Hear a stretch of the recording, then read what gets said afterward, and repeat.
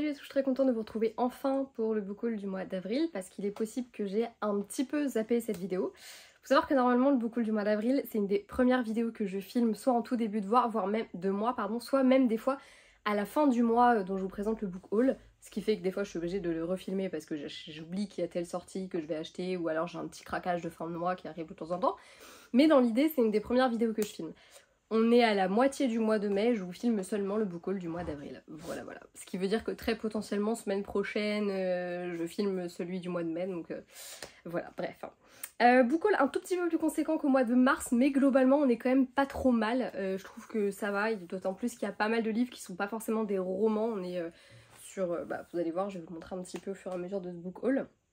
Donc je trouve que c'est pas trop déconnant. On va commencer tout de suite avec des petits livres que j'ai achetés pendant mes vacances, puisque... Je crois que je vous avais partagé que j'étais partie en vacances, ou en tout cas que j'avais des vacances, et je suis partie en Dordogne pendant ce temps-là. Donc j'ai acheté deux petits livres sur le château de Bennac, entre autres. Donc j'ai acheté Bennac au cœur de l'histoire. C'est des photos qui vont un peu retracer l'histoire du château, et comme c'est un château que j'ai vraiment beaucoup aimé, et que c'est surtout le seul château qu'on a visité où il y avait des bouquins à acheter, j'ai craqué. Voilà. Sachant que c'est pas forcément des livres qu'on peut acheter n'importe où puisque c'est principalement des livres qui sont notamment édités par les offices de tourisme ou des maisons d'édition très spécifiques. Je trouvais que c'était un souvenir sympa pour une amoureuse des livres de ramener des bouquins et j'ai également pris à la découverte de Bennac et Cazenac. Voilà, où là c'est vraiment beaucoup plus de photos, on a un petit peu de texte mais globalement c'est des photos. Et comme c'est vraiment un endroit que j'ai beaucoup aimé, je trouvais ça sympa. Voilà, bon je vous avoue que je les ai à peine feuilletés depuis que je les ai achetés mais c'est pas grave. J'ai également pris Dans l'œil de la bête de Félix et Bigotto. Du coup ça c'est édité par l'office de tourisme et en fait je suis tombée sur le petit monsieur qui a dessiné cette BD et qui du coup me l'a dédicacée. Et c'était plutôt cool, petit échange très sympa et du coup il vendait plusieurs de ses BD, il les dédicaçait. Et ma maman en a pris une autre qui est sur l'histoire de la découverte des grottes de Lascaux. Et moi j'ai pris celui-ci parce que du coup ça parle d'un loup qui à une époque a fait un peu en mode Bête du Gévaudan où tu sais il a fait un peu parler, où on commence à s'imaginer des trucs un peu foufou. Et comme c'est des histoires que je trouve toujours très fascinantes, je me suis laissée tenter. Je ne l'ai pas encore lu mais je compte le dévorer durant l'été pour me rappeler mon petit séjour en Dordogne qui était quand même ma foi plutôt sympatoche. Je me suis pris ce petit album auto, je suis allée rendre visite à une ancienne collègue de Cultura qui travaille dans une librairie au Mans désormais et je me voyais pas repartir comme ça les mains vides et comme auto, nous on l'a pas dans notre collection, École des loisirs, pardon, j'ai eu un gros bug, et que c'est, je pense, un de mes albums pour enfants préférés, j'ai craqué. Voilà, pour moi c'est... Franchement, je vous conseille carrément de découvrir cette histoire, que vous soyez parents, enfants, adultes, peu importe, je trouve que voilà, c'est une histoire qui a marqué autant ma maman que la petite fille que j'étais à l'époque, et quand je l'ai relue, j'ai été tout autant émue que j'ai pu l'être à l'époque où je l'ai lu. C'est vraiment une très très belle histoire avec un ours en peluche qui va être offert à un petit garçon juif juste à l'orée de la Seconde Guerre mondiale. Donc je vous laisse un petit peu imaginer cette histoire qui va faire que cet ours va se retrouver un petit peu baladé d'un endroit à l'autre et voilà, j'en dirai pas plus, mais moi c'est vraiment un album qui me touche particulièrement et je suis très contente de l'avoir ajouté à ma bibliothèque. Voilà. Ensuite, je me suis acheté le carnet de lecture d'Audrey Tribaud du Souffle des mots chez Marabout. Le Souffle des mots, c'est probablement une des booktubeuses que j'ai suivies parmi les premières. Je crois qu'elle faisait un petit peu partie du... Il devait y avoir 5 nanas que je suivais, parmi lesquelles il y avait Nine, il y avait... Comment elle s'appelait à l'époque, Alicia Garnier? Ah, je sais, Moody. Il y avait Bulldop, Margot Liseuse, et Alison Germain, je sais plus, Lily Bouquin, j'ai un doute sur le pseudo. Et du coup le Souffle des mots également. Et quand j'ai appris qu'elle sortait son carnet de lecture, j'ai sauté dessus parce que moi j'utilise un carnet pour mes lectures. Bon du coup je pense que je vais me le garder pour l'année prochaine, j'ai juste rempli un petit peu la page de garde parce que le mien étant déjà entamé, enfin en même temps je trouve que sortir un carnet de lecture, moi je sais que mon carnet de lecture je le fais sur l'année. Donc je trouve ça un peu dommage qu'il soit sorti au mois d'avril, mais écoutez, au moins ce sera ça d'acheter. Je le trouve super joli, elle a travaillé encore une fois avec Eva Corbizier qui est l'illustratrice avec qui elle travaille depuis super longtemps sur plein de trucs. Et je trouve ça super sympa, franchement j'adore la couverture.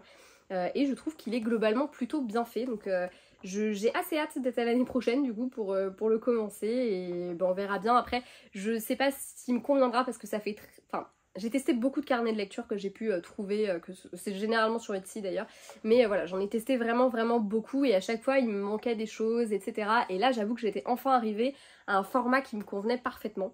Donc je sais pas si je vais... je pense que oui, de toute façon c'est sûr que je vais l'utiliser, mais peut-être que je le compléterai avec un carnet qui soit pour moi. Après moi le mien aujourd'hui il est quand même... c'est pas qu'en vrai il est pas si mastoc que ça en comparaison, mais... il est beaucoup plus lourd aujourd'hui que celui-ci et je me dis ça peut être sympa d'avoir ce petit carnet là à emmener avec moi par exemple quand je vais à droite à gauche et puis lui ce serait le carnet parce que lui je prends plaisir à faire à le décorer, à utiliser des couleurs et tout ça dedans et lui je pense que ça sera peut-être plus je sais pas, j'aviserai de toute façon on n'y est pas encore en tout cas voilà je suis très contente de pouvoir apporter un petit peu aussi j'allais dire mon aide, non c'est pas ça que je voulais dire mais mon soutien à des créatrices de contenu surtout dans le milieu du livre, je trouve que c'est super important. Je me suis également offert le tome 4 de Bodyguards. Bon, pas trop de surprise, vous m'avez vu en parler il n'y a pas si longtemps puisque c'était une de mes lectures de ce mois de mai. Et comme je suis très avec bourre, forcément, voilà.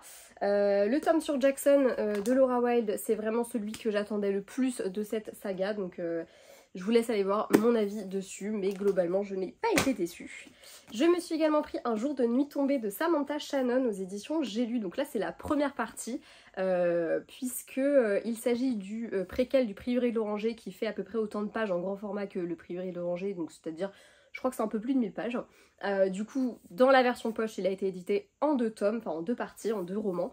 Comme je veux l'acheter depuis sa sortie et que je repousse, accessoirement j'ai plus trop de place dans ma bibliothèque de ce côté-ci donc j'avoue que ça m'arrange un petit peu qu'il soit sorti en poche. Accessoirement il me donne beaucoup plus envie en format poche qu'en grand format parce que j'avoue que je vais quand même au travail à pied et comme j'emmène toujours mon livre avec moi, la grosse bricasse énorme fait un peu chier quoi.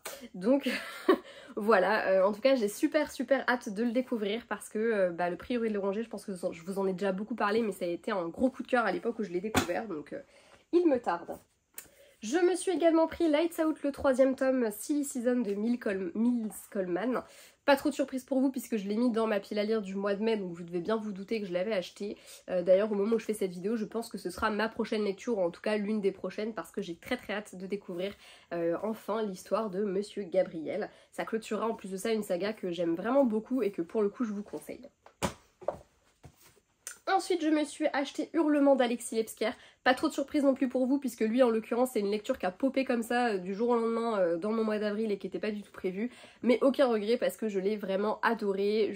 Franchement, j'adore ce que fait Alexis Lebsker. Vous pourrez retrouver très rapidement, ou peut-être même avant cette vidéo, je ne sais pas quand, mais mon avis sur Le Mangeur d'âme, de lui également que j'ai lu. Et franchement, pareil, aucun regret quoi. On est vraiment sur du gros coup de cœur à chaque fois. Puis alors là, vraiment, ouais... Franchement, pour être honnête, celui-ci, il m'a vraiment un peu perturbée pendant plusieurs jours et tout. Il y a eu des nuits où je me réveillais et où je sais pas pourquoi il revenait me titiller, j'arrivais pas à me rendormir. Il y a un soir où je me suis même endormie avec la lumière allumée parce que je savais que mon mec allait bientôt arriver et que du coup il éteindrait la lumière en rentrant, mais parce que ça me rassurait. Parce que, premier degré, il m'a fait un peu flipper. Voilà, il m'a fait un peu flipper, mais franchement il était génial. J'ai craqué ensuite pour un livre qui n'était pas forcément prévu au programme, mais j'avoue que j'étais un peu tentée quand même. The Curse of Saints, je sais pas trop comment ça se prononce, de Kate Dramis chez Calix. Donc Calix, il me semble que... je sais plus quelle maison d'édition fait ce nouveau label. Ce sera pas indiqué, sinon c'est trop... voilà. Pas cool. Bref, je trouve leurs éditions super jolies. Alors celui-ci, nickel, mais j'ai acheté également l'autre, vous le verrez dans le book haul du mois de mai, The Royal Coven. Et en fait, il est abîmé, je l'ai abîmé. Alors soit j'en ai pris un qui était déjà abîmé, mais ça m'étonnerait me connaissant, soit en fait il s'est abîmé dans mon sac juste pendant le trajet jusque chez moi. Sachant que j'avais que ça dans mon sac, je me dis c'est qu'ils doivent être quand même très fragiles. À confirmer, celui-ci, écoutez, il a l'air d'aller très bien. Le résumé me plaît vraiment beaucoup et j'avoue qu'un jour au travail, je m'ennuyais un peu, je l'ai feuilleté, j'ai lu les premières lignes, je me suis dit « Ah, ça me plaît déjà !» Quand au bout de 3 lignes, l'héroïne se fait traiter de salope parce qu'elle pète le nez d'un mec, voilà, ça me plaît plutôt bien. Du coup, j'ai très hâte de le découvrir, il y a moyen que je le mette dans ma liste du mois prochain.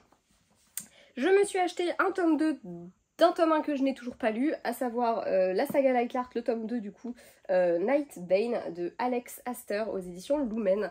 Alors pourquoi est-ce que je l'ai pris? Tout simplement parce que le collector Je veux pas être emmerdée de ne pas le trouver, sachant que le 1 je l'ai en collector, donc je l'ai pris. C'est ce que je fais très souvent avec des collectors. Je suis toujours autant étonnée, je trouve que c'est écrit super gros. En même temps c'est parce que celui d'avant il est écrit vachement plus petit, ça joue peut-être un peu.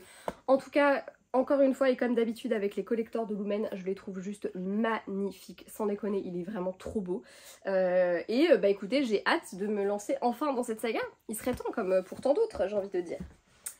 Après ça, je me suis pris 2 livres qui n'ont pas grand chose à voir avec les romans et avec la fantaisie. Je me suis pris 2 livres sur l'endométriose.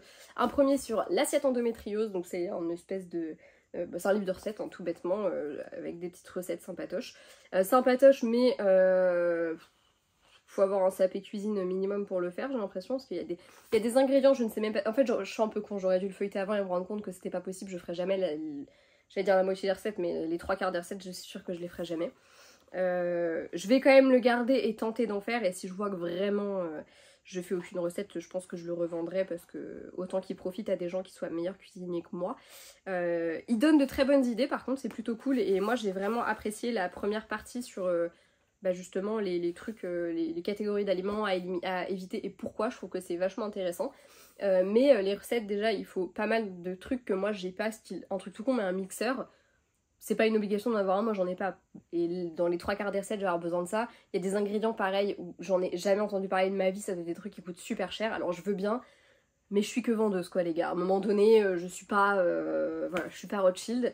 Mais je trouve que ça donne quand même de très bonnes idées, donc pourquoi pas. Puis comme en ce moment je suis très très emmerdée avec ça et que franchement j'ai besoin de trouver des solutions pour aller mieux, et bah ça se tente. Du coup je me suis également pris endométriose prendre le dessus sur la maladie de Bertie Flory, et celui-ci je l'aime vraiment vraiment beaucoup. Je trouve qu'il est...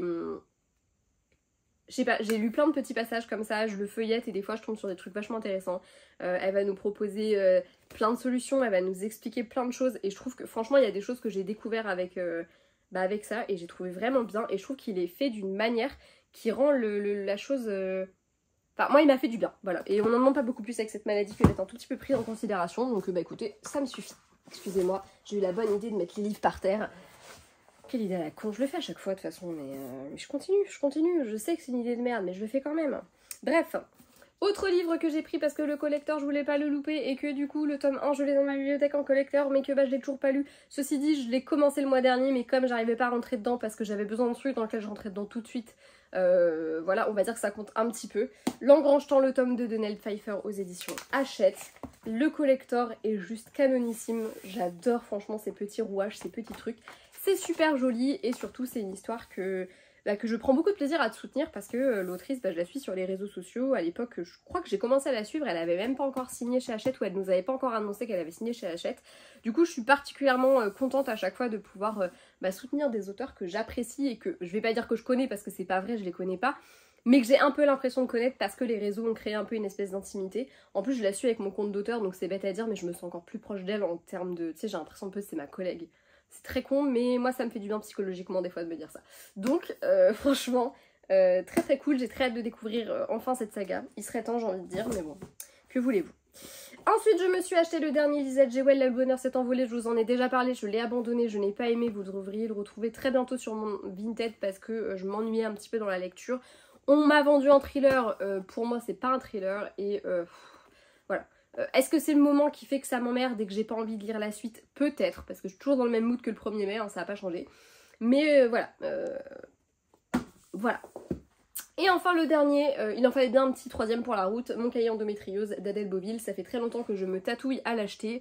Et écoutez, je me suis laissée tenter. J'ai bien aimé le fait qu'il y ait des petits trucs qu'on peut compléter en fait nous-mêmes. Je trouve que c'est plutôt pas mal.